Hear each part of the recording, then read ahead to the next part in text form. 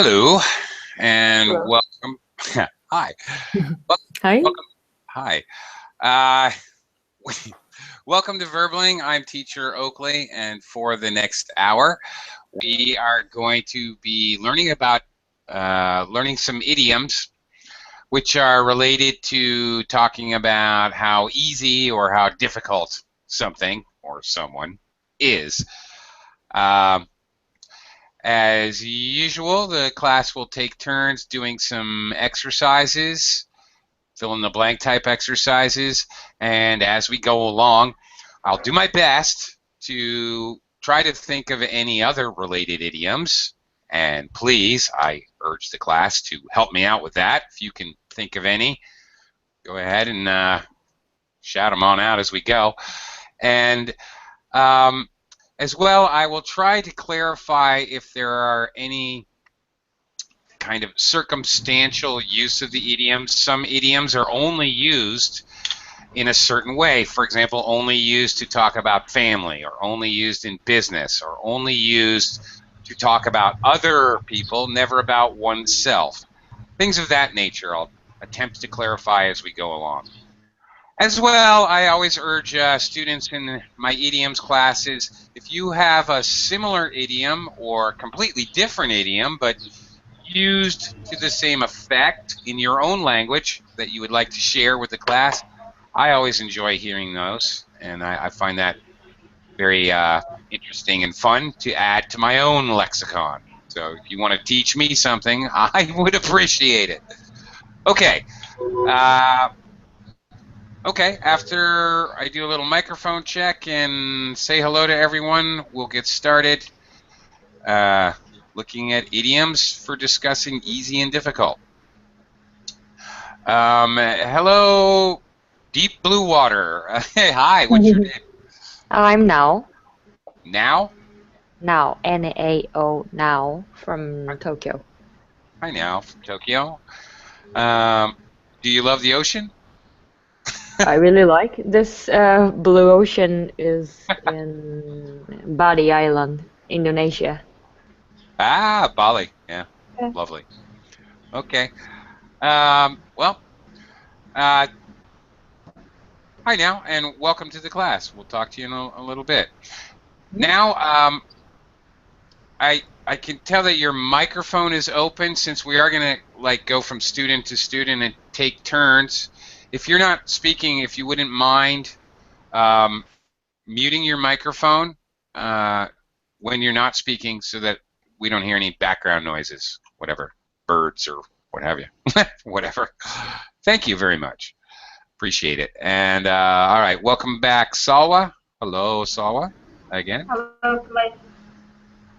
Hi, again. Hi. Uh, and I'd also like to welcome Halmat to the class.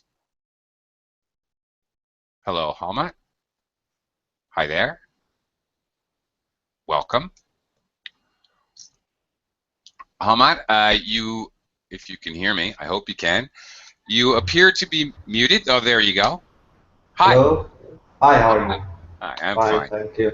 Thank you. Where are you from, Halmat? I'm from Iraq. Iraq? Okay. Yeah, Terrific. Welcome to the class. Glad you could join us. thank you. Thank you. And also, Nader has joined us again. Hey there, Nader. All right. Let's talk idioms. Now, actually, first of all, we're not going to talk idioms. First of all, I'm going to screen share a little exercise where we're going to look at the literal meanings of some keywords which we will find later in the lesson in the idioms. Very important that we understand the meaning of these keywords. It helps kind of paint the picture in your mind of what the idiom means. Of course, if you know, obviously, if you know what the idiom is talking about. So first, let's look at some literal meanings here. Using these words in bold italics here, let's warm up by Go ahead. The students, I would like you to read the sentence and fill in the blank with the most appropriate word from up above here in bold italics. So now, can you start us off with number 1? A long step is called a long step is called a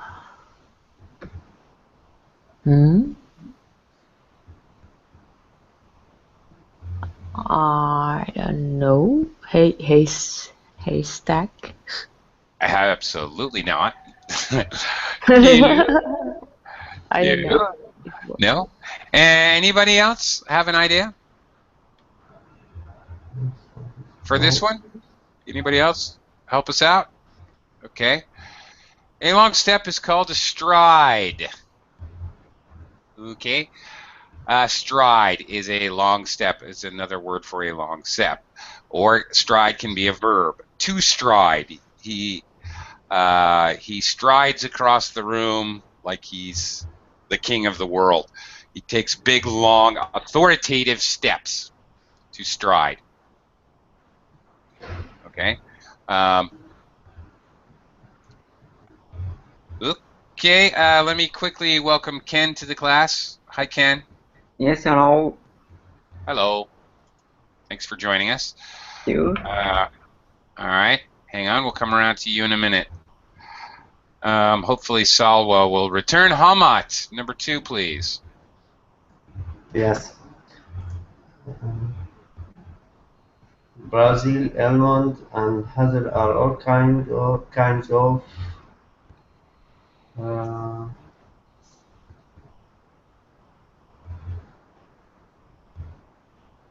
I don't know. They're all kind of food. Do you know which kind of food? Needle? You know. No, I don't know about the foods. Okay, they're all a kind of nut. You know what nuts are? Nuts being, yeah, the seeds of trees, okay, are nuts. All right, Brazil nuts, almonds, delicious. I love nuts. Okay. Are all kinds of nuts. Why not nuts? Are all kinds of nuts. Okay, good question. Nader wants to know why is it singular. Okay. All right, it's a point of debate. I'm not sure if this is an American versus British thing or what. And it's a point of debate as to whether nut is actually a countable or an uncountable. Nader, and I might argue that it should be nuts, but hey, I'm nuts. But I'm an American, so anyway, it's one of those stupid words. Nut, fruit, vegetables. For some reason, it's very, very arbitrary in English which are countable nouns and which are uncountable. Vegetables, for some reason, are countable, while fruit is considered uncountable. Nut, very similar type of word, a category of food, is I don't know. Sometimes some consider it countable and some consider it uncountable. Frankly, the same thing with fruit. Fruit is frequently used as countable and uncountable. Both, depending if you're speaking about the fruit on the table specifically or fruit in a general sense. Okay. Next, Nader, number 3. If meat is blank, you have to blank it. Yeah. If meat is tough, you have to chew it a lot before you can swallow it. That is absolutely right. Okay. The opposite of tough, especially for meat. What is the opposite of tough? Not soft. No. I wouldn't say the meat is so soft. I would say the bread is so soft. But with meat, in regards to meat, the opposite of tough is actually tender. Ooh, the meat is so tender. It melts in your mouth. I don't have to chew it at all. Okay, yeah. Okay. Moving on. Next one. Ken. Ken, how about number 4 here? In number 4, the Christian ceremony of blank is the ceremony which welcomes new members to the church. Ceremony of baptism. Yeah, that's it, of course. Baptism. That's right. Usually, not necessarily, but normally babies are baptized, but older converts can also be baptized. All right, now back to you, number 5. You sew with a needle. Yes, a needle and thread. Thread being the thin string. Needle and thread. Thread. Can you write down the spell? Thread? Sure. Yes, I can. Okay.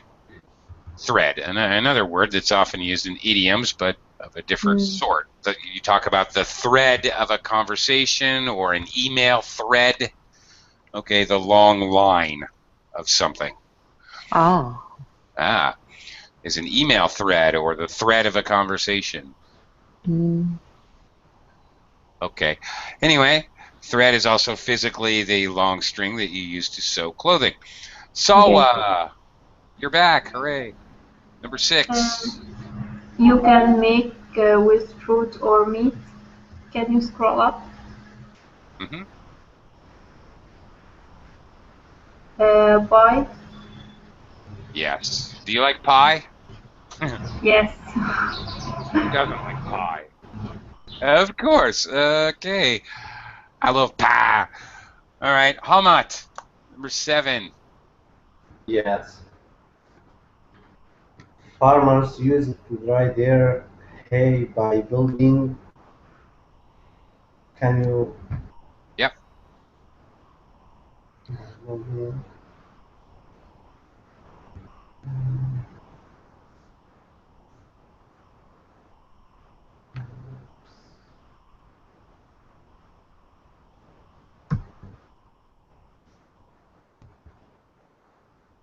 Rock. No. They dried their hay. There's the clue, Hamat. How did they dry their hay? Do you know what hay is? No. Not that that should matter, but okay, the answer is haystack. Okay. Hay is grass, basically. Grass that's used for fodder or for food for animals like horses and sheep and cows. Okay. Food for animals is called ruminants anyway. It's called fodder. Okay, it's used for those types of animals. It's hay. A haystack is basically a big roundish pile of hay. You don't really see them anymore, but you used to see big, giant piles of hay in the fields after they cut the grass. They pile it up into a giant pile. All right. It's not really how they dry it, by the way. That's a fallacy. You can't dry it by piling it up. It'll turn into mold. I used to do a little farming when I was younger. You can't do that. You just leave the hay cut in the field, spread out in the sunshine for it to dry. Just like you wouldn't pile up your clothes in the laundry to make them dry out, take them out of the washing machine and put them in a big pile. It's just silly. This is not true. Untrue. Doesn't make sense. Okay, anyway. Nader, if a snake bites you, find a doctor as fast as possible. Okay. Did you give me the answer already? I missed it. Nader? Yeah. I think he did, but I think I missed it. All right. If a snake bites you, find a doctor as fast as possible. Ken, number 9. Okay, if you break something, you break it some way. If you Yeah.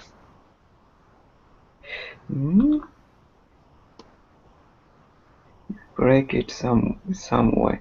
If you crack something. Crack something. Yeah. Yeah. Yeah. Okay. Well, if something's cracked, it's not really complete. We wouldn't call something cracked broken. If something has a crack, like glass or porcelain, okay, it has a line through it, and it's going to be very easy to break it. So I don't really like this kind of definition either. A crack is like you crack a window, there's lines through it, but the window's still there. Oh yes. Crack a glass, whatever. Yeah. Okay, piece of cake. All right. Piece of Coogan. All right, now we're going to get to some actual idioms, which may or may not feature some of the keywords which we've already looked at. All the idioms in this exercise express something that's easy. Okay, so we got half a dozen or so. Which cases would they be the most appropriate? We're going to do a fill-in-the-blank exercise, which is in the mode of a conversation. One person says one thing, another person may reply with an idiom. All right, that's the idea. Okay, so now back to you for number 1. Okay, 2 people speaking. I'm going to the UK this summer, and I've never driven on the left before. Okay, and the next person would say? Oh, it's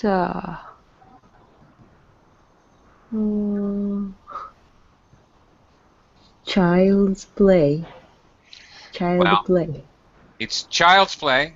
Well, that might be possible, but grammatically speaking, since we have a here already. It's all plain sailing. That easy. It's a dead easy. No, dead easy would be an adjective. So after an article A, we need a noun, and it's partly there. Partly already there. So piece of cake. it's a piece of cake. Oh, it's a piece of cake. It's really easy. Piece of cake. Yeah, okay. To express the idea that it's very easy. All right. Hamad, want to try number 2 here? Yeah. Just keep your wits about you. Never mind that one. Okay. Okay. Number 2. Congratulations on passing your driving test. Were you very nervous? I was a bit nervous for the first 5 minutes, but after that it was all it was all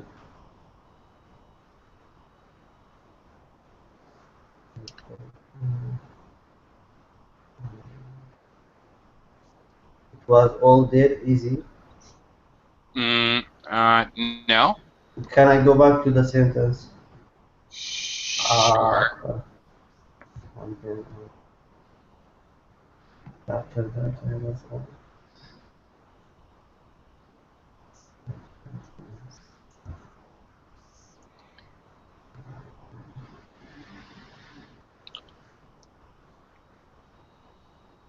I don't know. Well, once again, the answer is partly given to you. All, All plain sailing. yeah. Okay. So all plain sailing. Now, the idea here is that something was kind of difficult at first, and then it became much easier. And I also have to say this is very British. I've never heard an American ever say this. Um, I have heard Americans say all smooth sailing. Okay, all smooth sailing, and used in the same way. Usually, we use it when something's not so easy, but then it gets much easier. Oh, it was all smooth sailing after the first 10 minutes.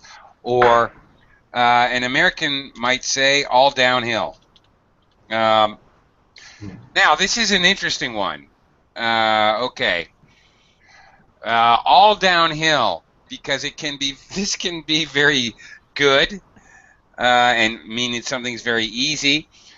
Or it can mean something's getting worse and worse and worse. So you really have to listen to the context if you hear this idiom, this expression, it was all downhill.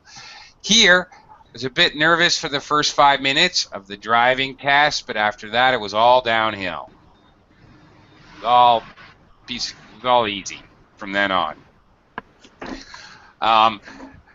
So you have to be very careful. You know, in a different context, the company made money for the first 6 months, but then it was all downhill.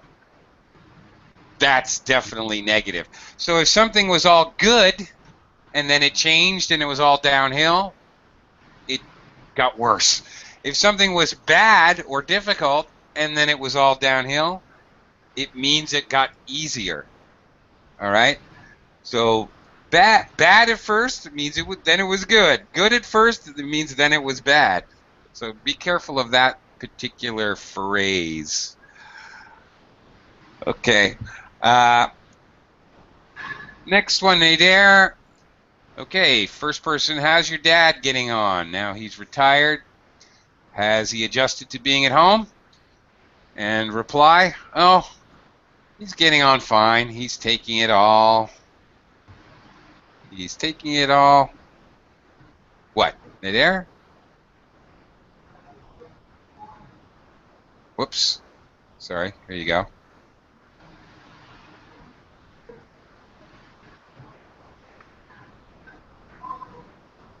Nader, are you here? I'm not sure. Nader, did you step out or something? Oh, maybe he's busy. Okay. All right. I'll skip you this round and come back to you. All right, Ken, what do you think? Okay, how's your dad getting on now? He's retired, has adjusted to being at home. Oh, he's getting on fine. He's taking it all, taking it all.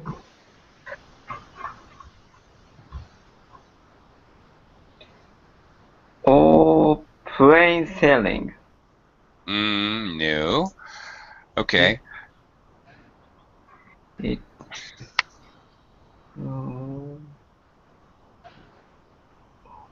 Oh, that easy? No. Once again, they're trying to make it a little bit easier for you in this exercise because they're giving you half of the idiom. Okay. Half of the idiom. That means all is included. Now it means taking isn't take it. Okay, take it all. Take it all in your stride. Yeah, but okay. Take it all in stride is actually the idiom. So he's taking it all in stride. I don't particularly like this example, and let me explain why. Okay, usually if somebody's taking it all in stride, you're saying that the person is not letting negative things bother them. They're not being disturbed in any way or becoming upset about possibly negative things. So if you're taking something in stride, okay, all right, it's not bothering you, and maybe that's because the definition is slightly different American English, British English. But for me as an American, this doesn't quite really work to talk about something being easy, specifically more that it's not upsetting. And maybe that's a slight difference between British and American understanding of this idiom. And also Americans never put we would never put a possessive noun. He's taking it in his stride. We would just say he's taking it in stride as well. So there's a slight difference, again, in British and American English. There's a connotation that what's happening is, if not negative, at least unusual, at the very least. Okay, number 4, now. I haven't used the latest version of this software yet. Oh, don't worry about. There's a tutorial that comes with it. It's that easy. Yeah, it's dead easy. Okay. All right. Yeah, again, it's dead easy. Rarely would you hear an American use this. But I guess it's much more British in connotation. Also notice there's a problem with this first sentence. There's a Oh, don't worry about. don't worry about it. There should be an it there. It doesn't make sense. Don't worry about. What is tutorial? Tutorial. Needs an object noun. It. A tutorial. Okay, a tutorial is like a short class to teach you how to do something. Okay. Class. So in this, okay, he doesn't know how to use the software. There's a tutorial. There's probably a video, a 10-minute video that shows you exactly how to do it. Like when you get new software, sometimes it includes a video or will direct you to a YouTube video that shows you how to use it. Okay. And that easy is super easy. Yeah, well, there you go. That's a more common expression than the one in the material here. It's super easy, man. Yeah, that's. I would, as an American, I would much more commonly hear what you said. It's super easy. Yeah, I like your answer better than the material. But the same mean. Yeah, same meaning. Too easy, so I can be dying. So. Yeah, it doesn't mean you're gonna die. It's metaphorical. It's idiomatic. Okay. Okay. Hamat, number 5. How did your exams go then? The written exam was really awful, but after that the oral was the oral was it's Maybe not used. the oral was, you can say, it's the oral was child's play. Yeah. Okay. Very good. The oral was child's play. Yeah, it was child's play. You could say Or the oral was a piece of cake. Exactly. Thank you. Very good. That's right. That's what I was just going to say. And then the last expression here. Go ahead, Hamat. The oral was a piece of cake. There. Okay. There Usually, was not. There yep, was nothing to it. that's it. Okay. Usually, as one solid expression, just to say, to talk about something you did after the fact. It's always the same. Okay. Well, not really. You can say there is nothing to it. Oh, it's easy. There's nothing to it. Um, we would never use it in future tense. You would never say there will be nothing to it. It's either you're recognizing something from experience. So it's possible to use it present tense, but often, usually past. There was nothing to it. Talking about something you did. Um, okay. And since we've looked at all these British ways to say easy, let me just a couple. Another British one, which actually Americans use. Easy peasy. Oh, it's easy peasy. Yes. Yeah, okay, there's one. Another one Americans use, but Brits do not. Easy as pie. Oh, it's easy as pie. Um, okay. Uh, or maybe similar to it's a piece of cake. It's a cakewalk. Oh, it was a cakewalk. Usually for something like an exam or some kind of activity. It was a cakewalk. Oh, maybe a bank robbery. It was a cakewalk. It was so simple. Um, Ken, easy breezy? I think Yeah. No. I seem to have heard that before. I think it's a derivation of easy peasy. Okay.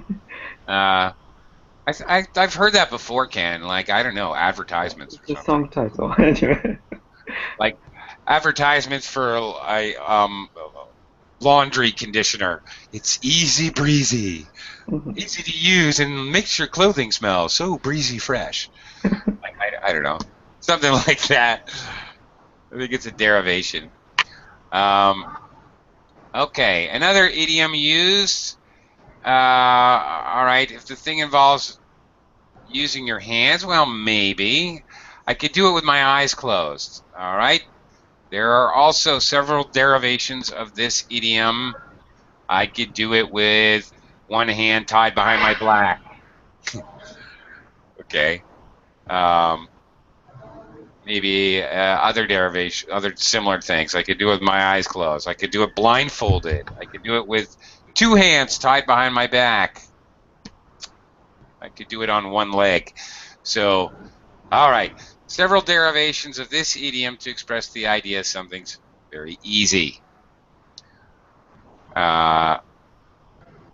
Okay. Also, I might mention, since I'm looking at these, it's child's play. We also kind of use an analogy sometimes, like you may hear English speakers say, a 4-year-old could do it. Oh, come on, a 2-year-old could do it. My 3-year-old could handle that. To say something's really easy, draw a comparison to the abilities of a child. This is not really an idiom, it's making a metaphor or an analogy, but this is also a common way to say something's really easy. Oh my God, a 2-year-old could do it. Why can't you do it? What's wrong with you? Okay. All right, an uphill struggle. Well, time to get to the difficult ones. Oh boy, and there's a lot of them. We've got lots of fill in the blanks and lots of idioms. Okay. First, we're going to go through and see how many of these that you guys know, if any. And then we're going to try to use them in a fill in the blank exercise, if we have time. Okay. Let's see what we know here. Okay. Nader, are you here? Are you present and accounted for? Nader, are you here? I'm not sure if you're here or not. Give me a sign if you're here. Okay. I don't see a sign. So, Ken, letter A. Lots of choices. Do you have any guesses here? It's an Ang is a big hint. You need a big hint. Yes. Okay, mountain climbing. Mountain Mountain climbing. climbing? Okay, I'll give you a much better hint. Look at grammatically, we have N. A-N. Yes. Should be vowel. Yeah. Vowel. Uphill. Yeah. Yeah, that's what you said. Okay, mountain climbing. Okay. Yeah, that's why. Yeah, and actually the grammatical clue could only be one thing. There is only one word that starts with a vowel sound, which has to follow N. So it's an uphill struggle. Okay, general idiom to say something's very difficult. And not only difficult, but taking a lot of time. It's an uphill struggle. Oh, starting a new business is an uphill struggle. Okay, it's gonna, not only is it difficult, it takes a lot of time. Now, how about B? Easier. Any ideas? Easier work. Easier work than done. No. I'll give you a clue. It's a lot easier for me to talk about painting my house than to actually paint my house. Easier.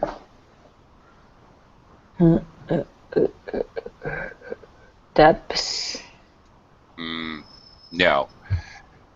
Okay, easier for me to talk about doing it rather than to actually do it is the idea. So, right. So where's the verb that means talk? Said. Yeah, that's it. Very, very, very, very common phrase. Easier said than done. Okay. Whenever somebody's talking about doing something that you realize is going to be a lot of work, you say, yeah, right, okay, sure. Yeah, you're going to paint your entire house on Saturday. Easier said than done, buddy. You say this when you have doubts that someone is actually going to be able to accomplish something. All right. Okay. All right. How much? Can Well. say hard going. Oh, very good. Ooh, I didn't know how I was going to give you a clue. Thank you. Okay. Very good. Hard going. All right. And it can be used very specifically for traveling. Oh, the road is really bad. It's hard going. Or you're hiking up a mountain. Oh, it's hard going. Or it can be used more abstractly. Again, really very similar to it's an uphill struggle to show duration. Okay. Nidair, you here? No, I guess not. Ken, but D. Oh. Nadia back. What's that? Nadia's road. I'm back. Oh, okay. Okay. I just realized something. Hard going is something I have definitely heard before. Oh, Matt. I have definitely heard that, but that's not what they were looking for. I think maybe they were looking for heavy going, which I've never heard before. As an American, I would actually use hard going, as you said. I realize it's wrong because I look at this next one. Nader, do you know D? Learn the what way? Learn the hard way. Yeah, see, hard definitely has to fit here. Okay, although I have definitely heard hard going. Okay, learn something the hard way. Okay. All right. Whatever. Okay. Rather than learning something like in a school or a class, you learn it by trying to do something and then losing. You lose, whatever. In whatever, you lose your money, you get arrested, you smash your car. Okay, I told him not to drive when he was so tired, and I guess he had to learn it the hard way. He smashed into a tree, something like that. All right, Ken, how about E? Sort out the man from the depths. No. No. From the blood. No. Okay, let me give you a clue.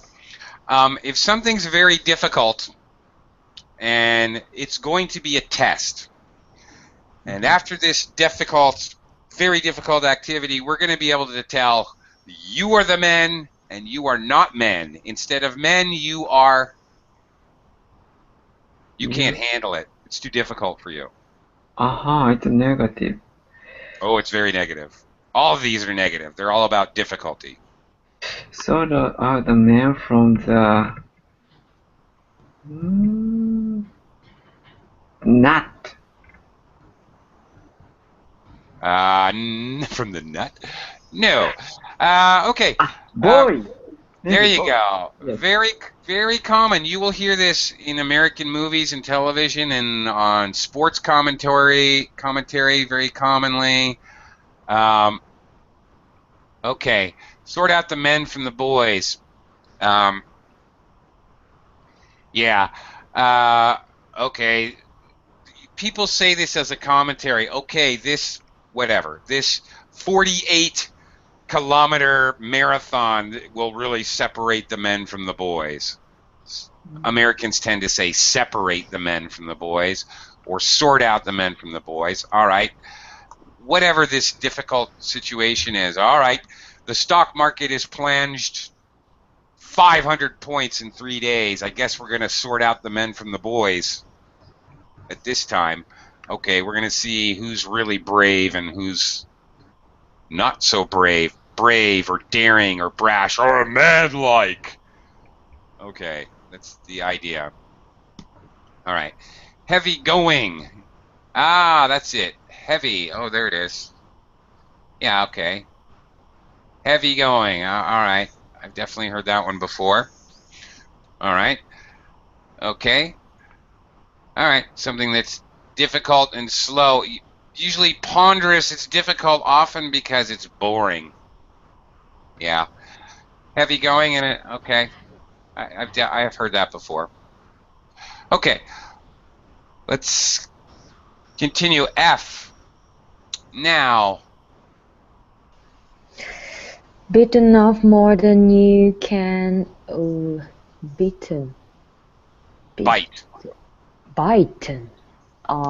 Bitten off more than you can. Well, Chew.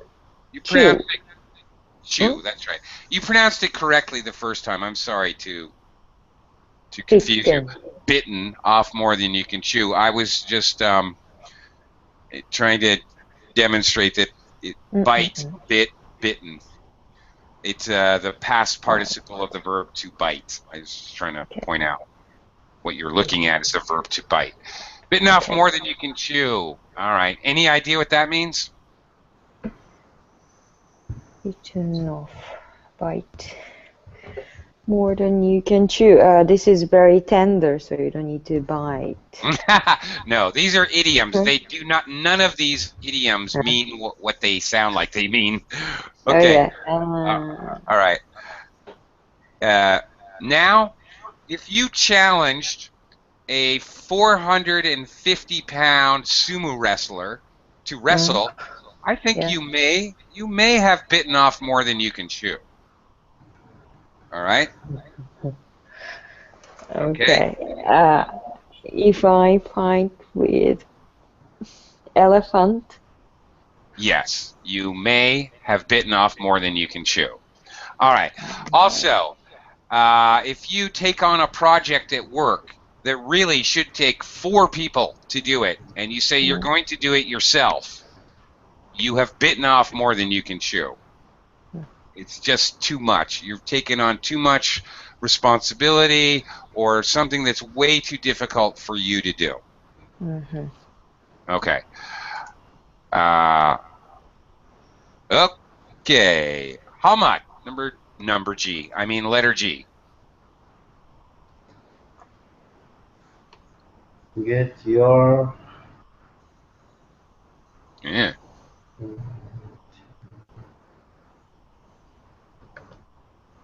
get your Ah. Okay. any clue? Got your blank cut out for you. I really think for you should be at the end here. You have got your blank cut out for you.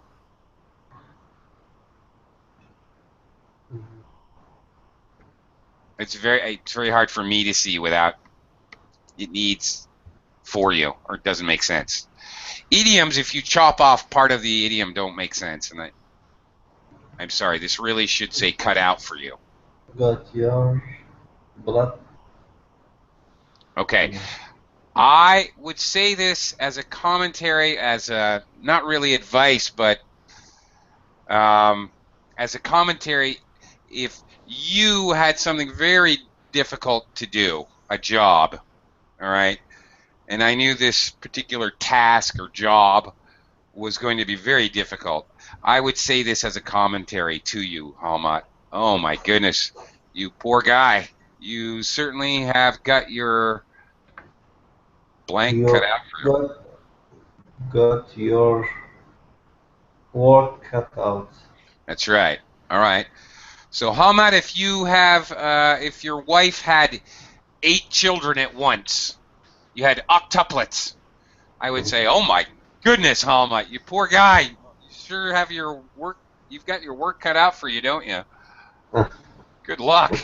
All right, that's going to be a tremendous job. All right, I am saying it to a commentary to someone to tell them, oh my goodness, that's a lot of work. Nader H, throw in at the what? Throw in at the blank end. Huh? Throw in at the deep end. Oh, deep is there. I was looking at depth and I'm going, that doesn't make sense. Okay, yes. Thrown in at the deep end. All right. If you're thrown in at the deep end, this has to do with the idea that you are not trained or prepared for something. So if you're hired at a job and they throw you in at the deep end, they don't bother to train you. Yeah, I do sometimes like to throw Nader into the deep end. I know you can handle it. It's true. And another expression very similar, thrown to the wolves. Oh, I got hired and they just threw me to the wolves. I immediately had to do a presentation to our biggest customer. I did it my second day. All right, you're thrown in at the deep end, thrown to the wolves, like that. Ken, how about I? Okay, like looking for a needle in a haystack. Yeah, very common one. You knew this one, I could tell. And I don't know why it doesn't say it's like looking for a needle in a haystack, or it will be like looking for a needle in a haystack. Very specific, Ken. If it's like looking for a needle in a haystack, what are you talking about? For example, if I drop the contact lens on the ground, Yeah. I'm searching for it like this. Searching for something. Right.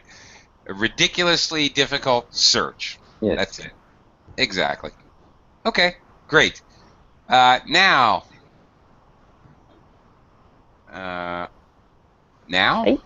Jay. Oh, out of my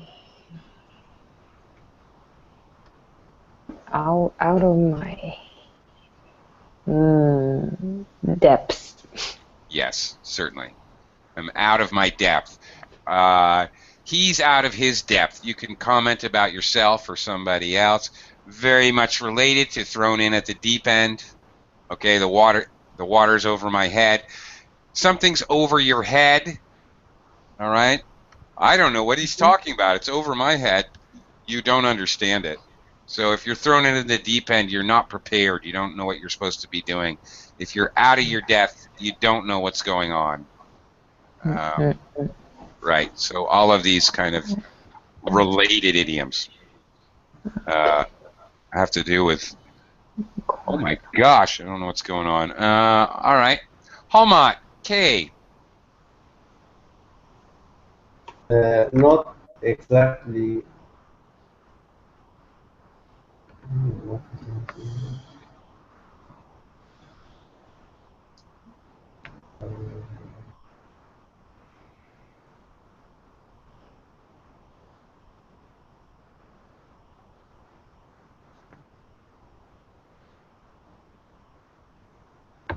Not exactly.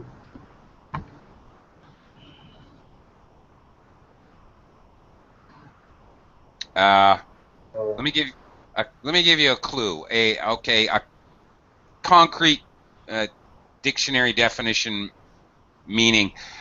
Roses, if you grow them all in one big group, one big square, for example. yeah. Do you know what that's called? One big square of roses.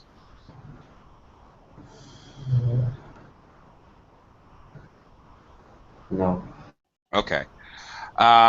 In gardening, the term for one cohesive group of flowers, but also vegetables, actually, is called a bed. All right. Uh-huh. So this is a dictionary concrete meaning, a bed of flowers. I've got a bed of what? A bed of tomatoes over here in the corner of my garden. All right, like that. One, organized group is a bed. Not exactly a bed of roses. Okay, well, this not exactly. You can tell this is kind of a sarcastic usage. General. It means you're talking about a situation that's not comfortable. Even though roses have thorns, so I don't know what's comfortable about lying on a bed of roses. But kind of ironic idiom. All right. Nader L. Trying to get blank out of a stone. It's like trying to get blank out of a stone. It's impossible. Milk.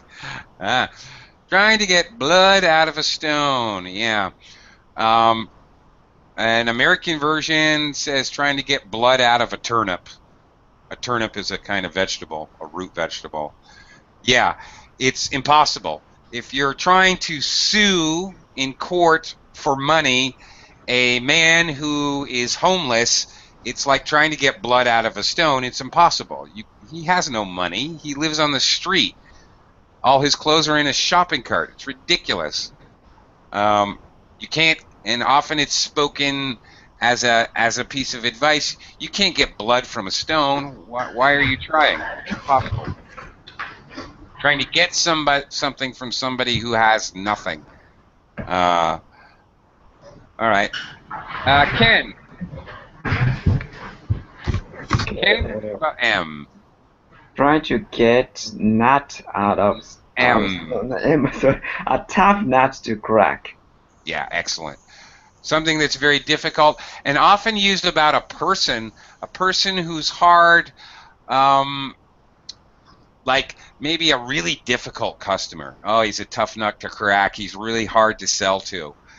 Or maybe something physical. You're a bank robber and you're trying to crack a safe. You're trying to get into a safe. Oh, it's a tough nut to crack. That's going to be very difficult to do. So used very generally for situations or things or people. How about stubborn people? Yeah, well, if you would use this phrase for a stubborn person, if you're okay, I want to go to Bali on vacation, and my wife wants to go to Hong Kong, and I don't know, my wife's so stubborn. This is going to be a tough nut to crack, or this is going to be the situation, a tough nut to crack, or I could say, I don't know, Ken, my wife is a tough nut to crack. I don't know how I'm ever going to convince her to go to Bali. Like that. So yeah, to talk about a person who's stubborn, but in reference to a specific situation, you see. Okay. Okay. All right, and last one. We're out of time, so I'll do this one myself here. A baptism of fire. Very similar to thrown in at the deep end or thrown to the wolves. A baptism of fire is you're immediately tested with something very difficult. Okay. I don't know. Maybe you meet your in-laws or your boyfriend or girlfriend's parents for the first time, and they're very, very difficult with you. They ask you 100 questions and grill you like a police sergeant. Okay, well, fortunately, we're out of time for now, and I've got to go. Got another class to get to, so thank you very much, lady and gentlemen, Thank and you. see you again soon. Thank you.